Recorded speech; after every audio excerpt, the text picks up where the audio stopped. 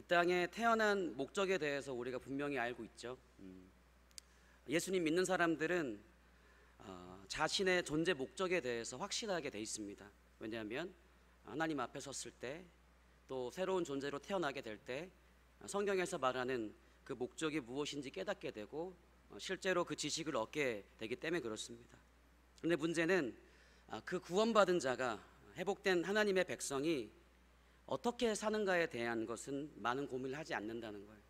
반대로 이 세상에 사는 많은 사람들은 자신들이 왜 이 땅에 존재하게 되었는지는 잘 알지 못하지만 나름대로 목표를 가지고 있고요, 그 목표를 이루기 위한 방법들도 가지고 있어요. 이 세상을 살아가는데 분명히 기준이 있고 또 그 사는 방법을 분명히 가지고 있다는 것이죠. 이것은 다른 말로 하면 문화라고 하는 겁니다. 우리는 예수님 믿고 다시 태어나도 이러한 문화 속에 살게 되는 겁니다. 문화라는 것은 사회나 그 공동체가 옳다고 여기는 거, 꼭 필요하다고 여기는 거, 아니면 향유할 만한 가치가 있다고 판단되는 거, 정치, 사회, 종교, 예술 등등등 모든 분야에서 만들어지는 거예요. 애매모호하지 않고요, 또 뭐하는 사람들이 추구하고 있고 그 공동체에 속해 있기 때문에 그 힘도 강력합니다. 그렇기 때문에 분명한 기준, 우리가 어떻게 살아야 되는가에 대한 분명한 기준이 없다면 그것에 흡수될 수밖에 없게 되는 것이죠.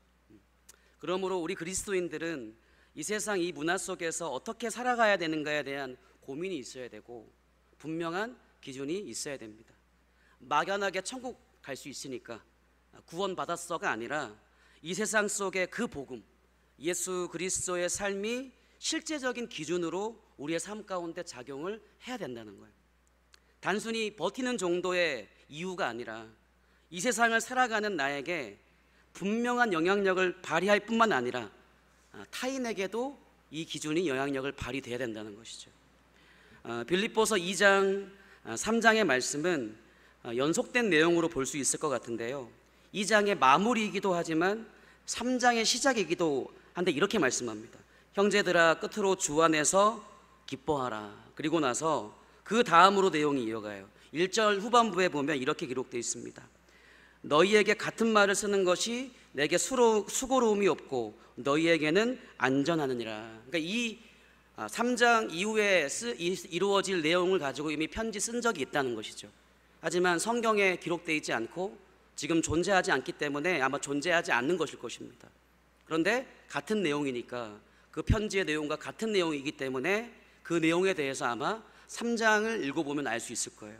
그 내용을 한번 같이 보도록 하겠습니다. 3장 2절은 심각한 욕이 등장합니다. 처음에 개라는 단어를 보면 내 눈을 의심할 수밖에 없죠. 그런데 다른 뜻이 있는지 찾아봐도 우리가 알고 있는 그 개가 맞습니다. 욕할 때 개 뭐라고 하잖아요, 그렇죠? 아직 누군지를 모르지만 바울은 그 대상을 향해서 아주 심한 욕을 하고 있어요. 개들을 삼가라. 쉽게 얘기하면 개 같은 사람들을 상종하지 말라는 거죠. 그리고 몸을 상해하는 것을 삼가라고 말씀하세요. 그러니까 개 같은 사람들을 상종하지 말라 그래요. 그리고 몸을 상해하는 것을 삼가라. 그러니까 이것이 연관이 있는 것 같아요. 바울이 이렇게 비판하면서 욕을 한 적은 거의 없어요. 예전에 유대인들은 이방인들을 부를 때 개라 그랬어요. 또 초대교회 시대에는 이단자들을 개라고 불렀습니다. 그런데 뒤에 말씀을 보면 그러한 이단이 아니에요. 바로 교회 안에 있는 이단이죠. 바로 율법 준수, 특별히 예수님 믿는 이방인들도 할례를 해야 된다라고 주장했던 그 이단적인 행동들과 결합된 사람들에게 한 욕이 바로 개 같은 이란 뜻이란 것이죠. 그런데 5절에 사도 바울이 자신이 8일 만에 할례 받은 거, 또 자신이 베냐민 지파인 거, 히브리인 중에 히브인이라고 말하면서 아마도 여전히 할례를 주장하는 사람들, 유대인 선교사들, 그러니까 유대인 사람들이었는데 예수님 믿고 있다고 하는 사람들, 그 사람들한테 욕을 한 것 같아요. 그러나 사도 바울은 그들을 향해서 개라고 얘기하면서 자신이 열심으로 교회를 박해했고 율법으로는 내가 흠이 없는 자다, 그러면서 그 할례가 이제는 아무런 의미가 없다고 이야기하고 있어요. 그러면서 목숨처럼 여겼던 그 율법의 그 열심을 버리고 이제 이렇게 고백하는 것이죠. 우리가 7절부터 8절을 다시 한번 읽어보겠습니다. 7절, 8절 함께 읽겠습니다. 그러나 무엇이든지 내게 유익하던 것을 내가 그리스도를 위하여 다 해로 여길 뿐더러 또한 모든 것을 해로 여김은 내 주 그리스도 예수를 아는 지식이 가장 고상하기 때문이라. 내가 그를 위하여 모든 것을 잃어버리고 배설물로 여김은 그리스도를 얻고. 그러니까 7, 8절만 읽으면 모든 것이 무엇인지 몰라요. 내 과거의 죄인지 내 과거에 추구했던 것인지 분명합니다. 그런데 1절부터 쭉 7절, 8절의 말씀을 읽어보면 그것은 분명해져요. 하나님의 은혜가 아닌, 예수 그리스도의 십자가가 아닌 내 힘으로 하려 하는 모든 것, 나의 힘을 의지하고 나의 행위로 구원받으려고 했던 것, 그 모든 것을 이제 해로 여긴다. 그래서 예수 그리스도를 아는 지식이 가장 고상하다라고 고백하고 있는 것입니다. 여기에 가장 고상하다, 휘페레코라고 합니다. 가장 우위에 둔다, 위를 차지한다, 이런 뜻이에요. 내가 가지고 있는 어떤 것보다 또 나의 어떠한 기준보다 더 예수님이 가장 위에 위치하고 있다는 거예요. 다른 것은 모두 하찮게 여긴다는 것이죠. 다른 가치들은 내 인생에서 예수 그리스도보다 더 힘을 발휘할 수 없다는 거예요.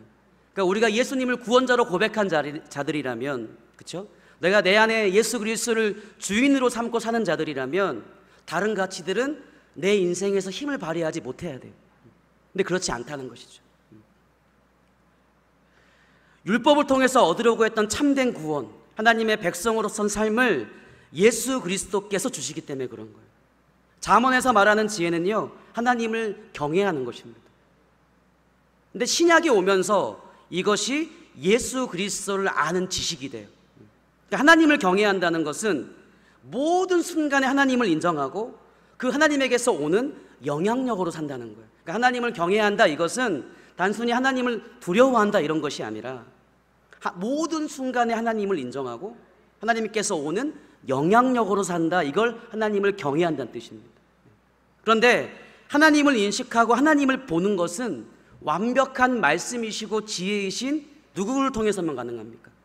예수님을 통해서만 가능하기 때문에 가장 고상한 지식이 누구시다? 예수 그리스도를 아는 것이다 라고 고백했던 거예요.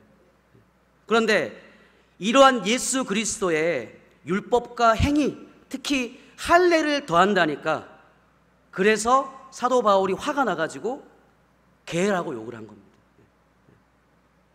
이 자리에 있는 저도, 여기에 계신 성도님들도 우리의 삶에서 예수 그리스도를 아는 지식이 가장 고상한 지식이 아니라면 사도 바울이 한 욕이 누구를 향한 것이 되겠습니까? 바로 나를 향한 욕이 되는 거예요. 예수 그리스도 십자가 은혜 외에 다른 것을 주장한다면, 우리의 삶의 이유가 예수님이 아니라 다른 가치라면, 다른 이유가 있다면 안 된다는 거예요. 오늘 그러한 모든 것을 배설물로 여기시고 사도 바울의 고백이 우리 성도님들의 고백이 되기를 축복합니다. 내게 유익하던 모든 것을 버리겠습니다. 그리스도를 위하여 사는 것 외에 모든 것은 나에게 도움이 되지 않습니다. 아무 영향력을 줄 수 없습니다. 왜냐하면 예수 그리스도를 아는 지식이 내 삶의 가장 중요한 지식이고, 아니 이 세상의 어떠한 가치보다 중요하기 때문입니다. 이러한 고백을 들으시기를 바랍니다. 우리가 예수 그리스도를 아는 것이요, 가장 귀하고 고상한 지식이에요. 그러나 이러한 진리를 실제로 경험하지 못한다면, 교리로만 알고 있다면요, 예수 그리스도를 아는 지식은요, 언제든지 다른 지식과 교체가 될 수 있다는 거예요. 예수 그리스도를 아는 지식이 종교적으로만 머물러 있으면 안 됩니다. 교리로만 알고 있으면 안 돼요. 자, 진짜 다이아몬드예요. 몇 천만 원짜리, 몇 억짜리예요. 그런데 똥 안에 있어요. 어떻게 하실 겁니까? 그냥 가져가도 됩니다. 어떻게 하실 거예요? 그렇죠? 똥 속에 있어도 그 다이아몬드는 그 가치가 변하지 않거든요. 그러니까 진짜 다이아몬드는 똥 속에서도 흙탕물에서도 가치가 떨어지지 않아요. 마찬가지입니다. 그 수많은 문화 속에서 예수 그리스도를 아는 지식이, 그러니까 교회는 온실과도 같아요. 누구는 이렇게 얘기할 수 있죠. 교회 안이 가장 믿음이 지키기가 어렵습니다라고 고백하실 분이 있을지도 모르겠지만 이 교회는 온실과도 같아요. 그런데 예수 그리스도를 아는 지식이 가장 귀한 것임을 어디서 고백해야 되냐? 똥보다 더러운 하나님을 부정하고 하나님이 없다고 주장하는 그곳에서도 하나님이 예수 그리스도를 아는 지식이 가장 귀한 것입니다. 할렐루야. 고백할 수 있어야 되고요, 유일한 살 길임을 경험해야 된다는 거예요. 그러므로 신앙생활은요, 한번 따라해 보실까요? 교회 생활이 아닙니다. 그러니까 신앙생활은 교회 생활을 의미하는 게 아니에요. 예수 그리스도를 아는 지식을 가장 귀한 것으로 여기는 사람이 어때요? 이 세상에서 살아가는 거. 그것이 신앙생활이에요. 돈이 전부가 아니구나. 세상에서 말하는 가치가 전부가 아니구나. 정말 하나님께서 살아계시는구나. 이거를 예배 때만 느끼면 안 돼요. 그러니까 함께 드리는 예배 때는요, 가장 최적화되어 있는 환경인 거예요. 말씀도 준비되어 있죠. 찬양도 준비되어 있죠. 모든 순서가 준비되어 있기 때문에 여기 와서 하나님의 살아계심을 경험할 수밖에 없는 거예요. 그런데 신앙생활 잘하시는 분들은요, 어디에서도 하나님의 살아계심을 경험해야 됩니까? 직장에서도, 나를 핍박하는 사람들 가운데서도, 예수님 믿지 않는 사람들이 너무나 많은 그곳에서도 하나님이 살아계시구나, 내가 진짜라고 믿었던 이 가치가 진짜구나 라고 고백할 수 있고 경험할 수 있어야 된다는 거예요. 우리의 삶의 현장에서 직접 경험을 해야 된다는 거예요. 이러한 삶을 사는 자들이 많아지는 것이 진정한 부흥입니다. 할렐루야. 우리 정말 어려운 시간이잖아요. 피곤하시고 또 수요일이나 금요일 같은 정기 기도회도 아니고, 그렇죠? 그냥 안 오시고 집에서 주무실 수 있잖아요.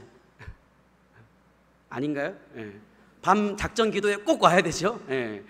그럴 수 있잖아요. 여기 오신 건 어떤 이유입니까? 그래도 이 세상 속에서 예수 그리스도를 믿는 사람으로 살고 싶으신 거잖아요. 근데 여기에서 머물러 계시면 안 된다는 거예요.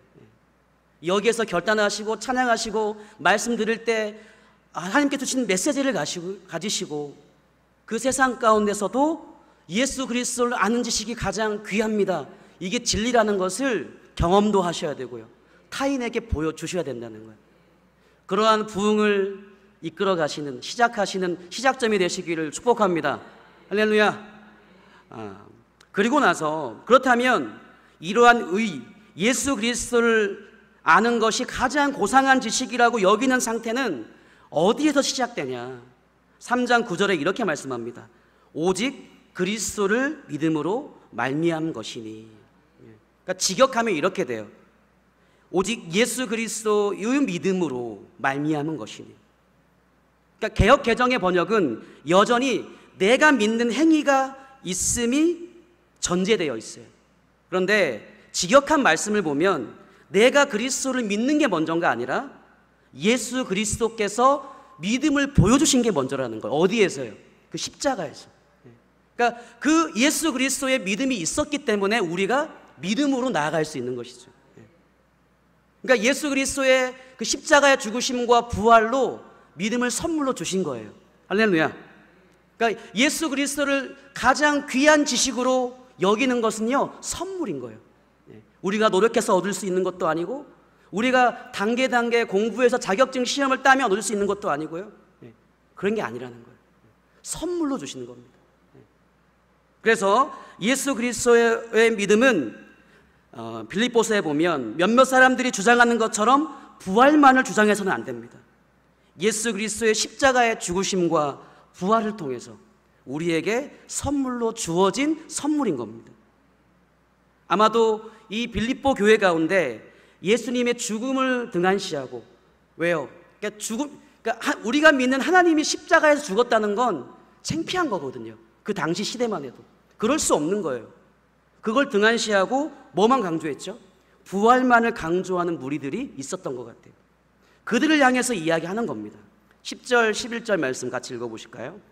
빌립보서 3장 10절 11절 함께 읽겠습니다.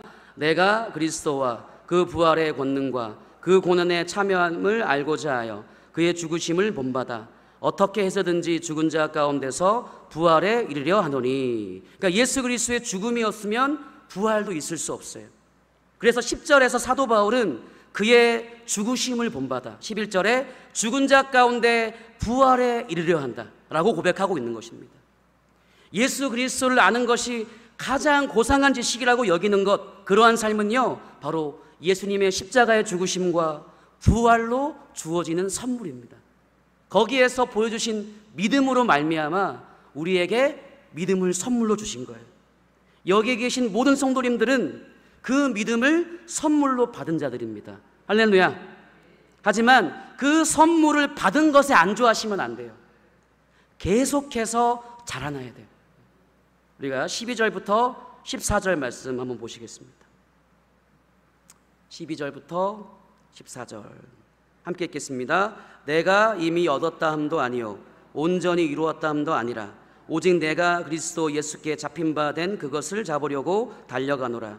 형제들아, 나는 아직 내가 잡은 줄로 여기지 아니하고 오직 한 일, 즉 뒤에 있는 것을 잊어버리고 앞에 있는 것을 잡으려고 표대를 향하여 그리스도 예수 안에서 하나님이 위에서 부르신 부름의 상을 위하여 달려가노라. 그러니까 내가 이미 얻었다 함도 아니고 온전히 이루었다 함도 아니라, 그러니까 이미 이뤄놓은 업적이나 일에 안주하지 않고 주님께서 자신을 부르신 그 목적을 위해서 계속해서 달려간다는 거예요.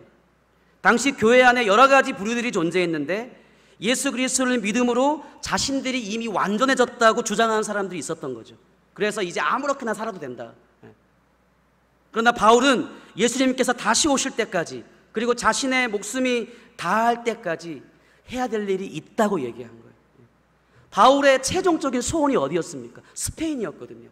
그러니까 로마를 간 이유도 스페인에 전도를 가기 위해서 로마에 간 거였어요. 그러니까 스페인이라는 곳이 땅끝이라고 여겨졌기 때문에. 그러니까 요나가 어디로 도망간 거냐면 실제로는 다시스라는 곳이 스페인이거든요. 그러니까 땅끝으로 도망간 거예요. 그러니까 사도 바울은 죽음의 순간까지도 뭘 생각했습니까? 아, 나에게 맡겨진 그 사역을 감당해야 되겠다라고 했던 것이죠. 그러니까 이미 사도 바울은 많은 걸 이뤄놨어요. 그런데 그것이 자기가 이룬 것이 아니라는 거예요. 이것 내 것도 아니라는 겁니다. 내게 중요한 건 앞으로 내가 해야 될 일들이다라고 고백하고 있는 것이죠. 구원받은 거, 하나님께서 하나님의 백성으로 부름받은 거, 제자로서 부름받은 것에서 끝이 아니라 실제로는 그때가 바로 시작점이에요. 사도 바울은 그것을 알았던 거예요.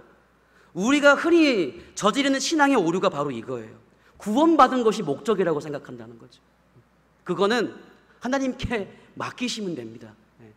지금 우리가 구원받았습니까? 구원을 확정받았습니까? 예수님 다시 오실 때 구원이 완성이 되죠, 실제로는. 그런데 하나님은 결코 실수가 없으시고 그 하나님의 약속하신 건 분명히 이루시기 때문에 예수 그리스도의 십자가의 죽으심과 부활로 말미암아서 믿음으로 내가 구원받았습니다라고 고백하는 거잖아요. 그렇죠? 그러면 그 구원은 나에게 있는 겁니까? 하나님께 있는 겁니까? 하나님께 있죠. 그건 맡겨버리시면 돼요. 그렇다면 무엇이 중요합니까? 하나님의 백성으로 부름받은 거, 제자로서 부름받은 데서 끝이 아니라 실제로 그때가 시작점인데 거기에 안주해버린다는 거예요. 이 땅에 주님이 다시 오실 때까지 구원받은 백성으로, 하나님의 백성으로 살라고 부르신 거예요. 언제요? 지금부터요. 그러므로 목숨이 닿을 때까지, 예수님이 다시 오실 때까지 완성이란 있을 수 없다는 겁니다. 13절에 사도 바울은 그 이야기를 하고 있어요. 나는 아직 내가 잡은 줄로 여기지 않고 오직 한 일, 즉 뒤에 있는 것은 잊어버리고. 그러니까 12절과 비슷한 고백이죠. 이미 이루어놓은 일에 안주하지 않고, 다르게 이야기하면 다 하나님께서 이루신 일이기 때문에 나의 지분은 없다는 겁니다. 내가 앞으로 해야 될 일을 향해서 달려가겠다. 표대를 향하여 그리스도 예수 안에서 하나님이 위에서 부르신 상을 위하여 달려갈 것이다. 여기에서 표대가 헬라어로 스코폰입니다. 꼬린 지점이란 뜻이에요. 그러니까 꼬린 지점은 아직 다 가지 않았다는 것이죠. 그 끝을 향하여 그리스도 예수 안에서 나를 선택하시고 부르심의 상을, 여기에서 상은요 브라베온이라는 헬라어인데요, 그냥 칭찬이나 인정이 아니에요. 하나님의 상급이거든요. 그 상은 클레세우스 부흥의 상입니다. 바로 하나님의 완전함에 이르도록 하는 상. 그때가 언제 이루어집니까? 예수 그리스도께서 다시 오실 때. 죽은 자들의 첫 번째 부활이 일어나고, 우리들도 만약 우리가 살아있을 때 예수님이 다시 오시면 우리도 그때 두 번째로 부활하는 자가 되잖아요. 그때 이루어지는 완전함을 이야기하는 거예요. 그때까지 사도 바울은 그 꼬린 지점을 향해 달려가겠다는 겁니다. 그래서 우리는 감히 그 상에 대해서 평가할 수 있는 자가 없어요. 아무도 아직 그 상을 받지 못했거든요. 오직 마지막 때에 예수님 다시 오실 때에 옆에 성도님 보시고 그 상을 꼭 받읍시다. 할렐루야. 그런데 상이 있다는 건 뭐가 있다는 겁니까? 그 상이 어떤 상인지는 몰라요, 형태로는. 하지만 분명한 평가가 있다는 거죠. 그러니까 상을 주려면 평가를 해야 되잖아요. 뭘 평가한다는 것입니까? 예수 그리스도의 믿음으로 그 믿음을 하나님의 백성된 성도가 주님 다시 오실 때까지 어떻게 살았는가, 그 주신 믿음을 가지고 이 세상에서 내가 다시 올 때까지, 아니면 개인적으로 죽음을 맞이할 때까지 어떻게 살았는가, 그것이 평가의 내용이 되지 않겠습니까? 하지만 많은 성도님들이, 여기에 계신 분들은 너무 잘하고 계시고요, 어떻게 살아가는가에 대해서 고민이 많이 없다는 거예요. 주일만 오면 끝인 줄 안다는 거예요. 예수 그리스도가 나의 구원자이시고 나의 생명이십니다 고백했으면 10년, 20년, 30년 그냥 그렇게 살아도 괜찮다는 거예요. 오늘 말씀을 보면 그게 아니라는 것을 말씀하고 있죠. 그런데 쉽지 않은 삶이면 분명합니다. 그러나 그 기준을 마련해 놓으셨어요. 바로 예수 그리스도의 삶이에요. 그게 기준이에요. 우리의 기준. 그것이 우리가 자라나야 될, 끝없이 성장해야 될 기준인 겁니다. 그리스도의 장성한 분량, 그것이 우리의 삶의 유일한 기준이라는 겁니다. 그러므로 우리의 신앙은 완성이 있을 수 없고요, 나이가, 우리의 능력이, 우리의 처한 상황이 우리의 신앙을 멈출 수가 없다는 거예요. 주님 다시 오실 때까지 그 표대를 향하여 그 유일한 기준만 보고 계속해서 달려가야 됩니다. 이러한 자들을 뭐라 그러냐, 20절 말씀을 마지막으로 같이 읽어보겠습니다. 30장 20절 함께 읽겠습니다. 그러나 우리 시민권은 하늘에 있는지라 거기로부터 구원하는 자 곧 주 예수 그리스도를 기다리노니. 아멘. 그러니까 이렇게 살아가는 자들은 나중에 천국에 가서 하나님의 백성이 되는 것이 아니라, 그렇죠? 이미 이 땅에서 뭐로 불린다는 겁니까? 하늘의 시민권을 가진 자로 불린다는 거예요. 이미 이 땅에서 하나님의 백성으로 사는 자들이라는 거예요. 그러니까 하늘에 있다는 것은 우리가 장소를 이동해서 살게 된다는 의미가 아니에요. 지금 이 땅에서도 하나님의 백성으로서 살아가는 존재들이라는 거죠. 지금 하나님의 백성으로 사는 자가 예수님 다시 오실 때에 하나님의 온전한 백성, 그 하나님의 완전함 가운데 이를 수 있는 것입니다. 그래서 하늘의 시민권을 가진 자들은 이러한 사람들이에요. 첫 번째 한번 따라해 보실까요? 예수 그리스도의 보혈의 능력으로 제사함 받고 새롭게 태어난 중생한 자들입니다. 이게 가장 기본입니다. 근데 여기에 머물러 버린 사람들이 가장 많아요. 중생했는데 거기에서 멈춰버린 거죠. 하나님의 백성으로 새롭게 태어났다. 이게 가장 큰 축복이죠. 그런데 두 번째는 무엇입니까? 한번 따라해 보실까요? 삶의 기준이 이 세상의 가치가 아니라 다시 오실 예수 그리스도께 있는 자들입니다. 아멘. 십자가에서 죽으시고 3일 만에 부활하신 예수 그리스도, 그리고 심판자로 다시 오실 예수 그리스도께 우리의 삶의 초점을 맞추고 사는 자들이라는 거예요.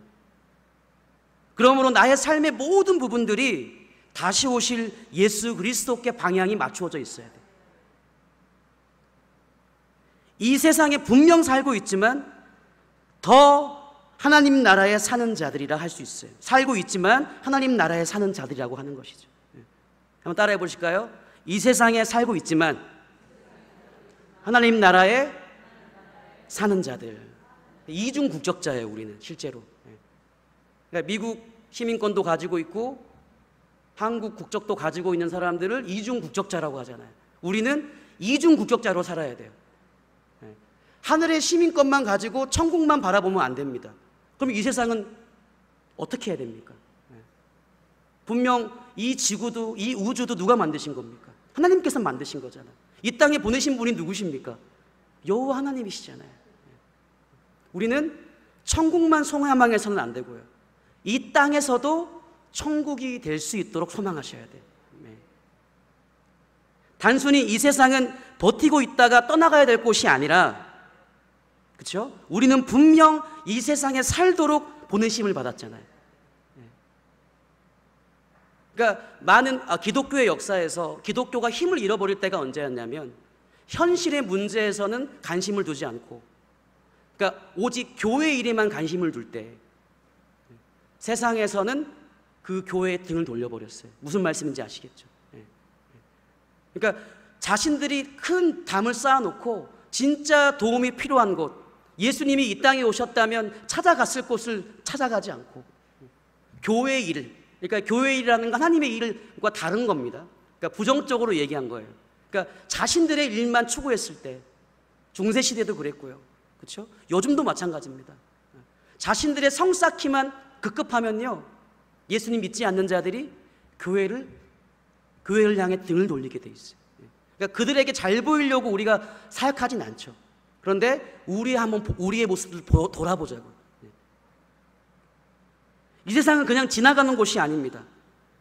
하지만 이 세상에 살지만 하나님 나라에 사는 자들이 돼야 돼요. 왜냐하면 하나님의 통치는 장소와 시간을 뛰어넘기 때문에 그래요. 하나님의 나라는요, 장소를 초월합니다. 할렐루야. 어디든 상관없습니다.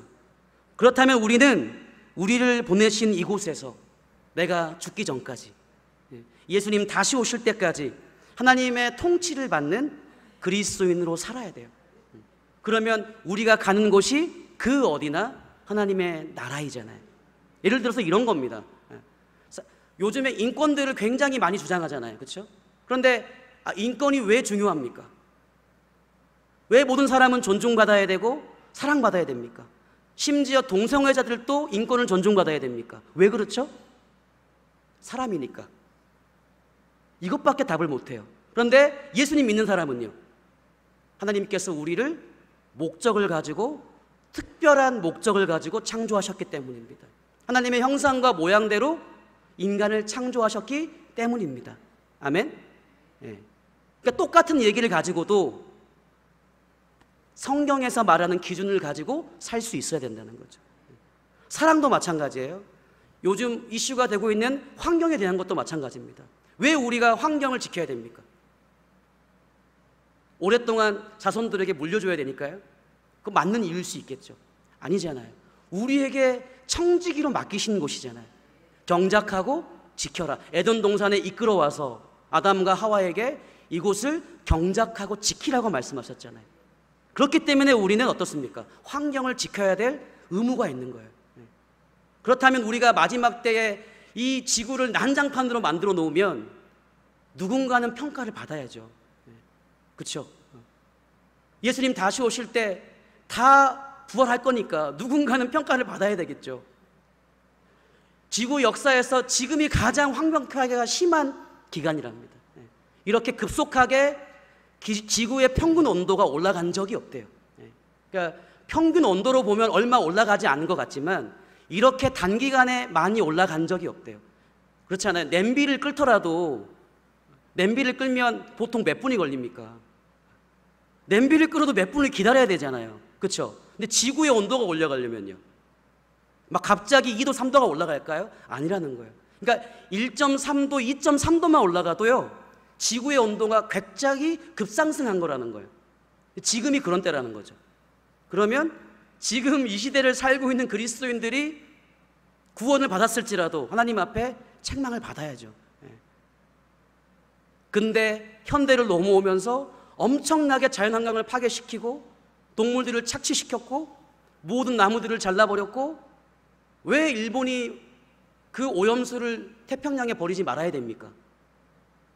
자기 것이 아니니까 그렇죠. 자기 것이 아니니까 버리지 말아야 돼요. 다른 나라에 최소한 충분한 동의를 얻었어야 맞는 것이죠. 일본이니까 안 되는 게 아니라요. 누구라도 마찬가지입니다. 그렇죠? 무슨 말씀인지 아시겠죠? 하나님의 나라의 시민권을 가진 자로 산다는 것은 똑같은 정의와 기준을 가지고도 성경에서는 이것을 이렇게 말하고 있다는 것을 깨닫고 있어야 되고요. 알고 있어야 되고요. 그것을 그대로 실천할 수 있어야 된다는 거예요. 할렐루야. 그렇다면 어떻게 해야 됩니까? 성경 공부하셔야 되겠죠. 또 성경 연구를 하셔야 되겠죠. 또 주님께 묵상하면서 깨달음을 구하셔야 되겠죠. 또 어떻게 해야 될까요? 자녀들한테 가르쳐야죠. 이것이 가정에서 일어나야 되고요. 우리 교회 안에서 일어나야 됩니다. 그래서 진짜 이 복음 들고 주님께서 주신 이 믿음 가지고 이 세상 속에서 그리스도인으로 살아가는 자들이 많아져야 진짜 부흥인 거예요. 할렐루야. 단순히 이 교회 건물 안에 가득 찬 것이 부흥이 아니라 단 한 사람이라도 이 세상 속에서 꿋꿋하게 다시 오실 그리스도를 소망하면서 그리스도인으로 살고 있다면 그것이 바로 진정한 부흥인 것입니다. 말씀을 마무리하겠습니다. 우리 성도님들 삶 가운데 예수 그리스도를 아는 지식이 가장 고상한 지식입니까? 예수 그리스도를 아는 것보다 정말 더 귀한 것은 없습니까? 정말 내가 어디 있든지 이 사실은 동일합니까? 어떠한 상황이라도 동일합니까? 내일 당장 먹을 쌀이 없어요. 그때에도 동일합니까? 그때에도 주님만 더 사랑한다고 고백할 수 있습니까? 쌀이라고 해서 그렇나 보죠. 돈이 없어요. 돈이 당장 이제 일자리를 잃어버려서 내일부터 수입이 안 들어와요. 영원이에요. 그때에도 그렇게 고백할 수 있습니까? 네. 자녀가 너무나 아파서 고통이 있을 때에도 그렇게 고백할 수 있습니까? 제가 지난 오후에 설교했잖아요. 그렇죠? 가족마저도 더 나보다 더 사랑하면 안 된다. 그러니까 예수님을 따라가고자 하는 길이 그렇게 쉽지 않은 길이라는 거예요. 한번 진실되게 돌아보셨으면 좋겠습니다. 지금은 그렇게 고백할 수 있지만 내가 어느 때라도 이 고백을 주님께 드릴 수 있는가? 이럴 때는 돈이 중요하고 저럴 때는 나의 성공이 중요하고 저럴 때는 어떠한 가치가 더 중요하지 않습니까? 예수 그리스도를 믿는 그리스도인들은 어느 때라도 예수님만이 가장 귀한 지식입니다. 다른 것은 다 배설물입니다 라고 고백해야 되고요. 유일한 생명이라고 고백하는 자들이어야 돼요. 우리는 이러한 삶을요 예수 그리스도의 믿음으로 선물로 받은 거예요. 그러니까 이러한 삶을 시작할 수 있도록 우리가 어떠한 시험을 받아서 자격을 얻은 게 아니라 선물로 주신 거예요. 자, 이러한 삶을 살 수 있도록 선물로 주신 겁니다. 하지만 이 안에 두고만 있으면 우리의 믿음은 성장하지 않아요. 우리가 복음을 씨앗으로 많이 비유하잖아요. 복음이라고도 할 수 있고 말씀이라고도 할 수 있고 그 씨앗이 예수님이라고도 할 수 있죠. 교리적인 지식만 가지고 있으면 그 씨앗은 자라지 않습니다. 원래 복음의 능력은 변함이 없어요. 그러니까 여기에서 자란다는 것은 내가 그 복음의 능력, 예수 그리스도를 얼마만큼 신뢰하는 거예요. 그렇죠? 그러니까 우리가 성장한다는 건 이 교회 안에서뿐만 아니라 어떠한 상황에서도 이 믿음이 변함이 없어야 된다는 거예요. 이게 성장하는 거예요. 그렇기 때문에 처음 예수님 믿는 사람들은 실패할 수 있죠. 그러나 해가 더해갈수록 신앙의 연수가 더해갈수록 어느 때라도 그 복음의 능력, 예수 그리스도를 신뢰할 수 있는 자들이 되는 것, 그것이 성장하는 것이라고 볼 수 있는 거예요. 작은 순간부터 내 인생의 가장 중요한 순간까지 그 복음의 능력, 그 믿음을 실제적으로 경험해야 되는 것입니다. 그러한 자만이 이 땅에서도 하늘의 시민으로, 하나님의 백성으로 이 땅을 담대히 살아낼 수 있는 거예요. 얼마든지 대체가 될 수 있는 가치라면 그것은 그만큼 중요한 가치가 아니라는 증거예요. 내 안에 계신 예수님을 그냥 쉽게 다른 가치로 바꿀 수 있다면, 그냥 정신 차리고 보니까 예수님도 뭣도 없어요. 그렇다면 문제가 있는 거예요. 가장 중요한 가치는 쉽게 그렇게 바뀌지 않습니다. 여러분들에게 자녀 어떻습니까? 돈 어떻습니까? 여러분의 명예 어떻습니까? 쉽게 바꿀 수 있습니까? 내 이름이 더럽혀지는 거, 이게 가장 두렵지 않아요? 그렇죠? 돈 없는 거, 또 어떠한 질병이 있는 거 참을 수 있지만 내가 어떤 오해를 받아서 내 이름이 더럽혀지면 어떻습니까? 내일 아침 뉴스를 봤더니 최영 목사 이런 일도 없겠지, 그럴 때도 않지만 돈을 횡령했다더라. 그런 적이 없는데 이런 뉴스가 MBC, KBS 모든 유튜브에 나오고 있다면요, 못 살 거예요. 그렇죠? 그 명예와 쉽게 바꿀 수 없잖아요. 근데 예수 그리스도를 믿는 믿음도 마찬가지예요. 우리가 수많은 가치들과 쉽게 바꿀 수 있다면 아직 더 자라나야 된다는 것입니다. 할렐루야. 앞으로 지금의 믿음에 안주하지 마시고 더 부딪혀 보시고 또 이 안에서만 있지 마시고 담대하게 이 복음 들고 한번 가보십시오. 실패할지라도 가보는 거예요. 그래야만이 내가 더 성장해야 되는구나 라고 느낄 수 있지 않겠습니까? 내게 주신 그 표대를 향해서 그 주님 다시 오실 때까지 우리 함께 달려가시는 우리 성도님들 되시기를 축복합니다. 우리 옆에 성도님 보시고 한번 축복해 볼까요? 우리 함께 손 잡고 힘차게 달려가 봅시다. 할렐루야.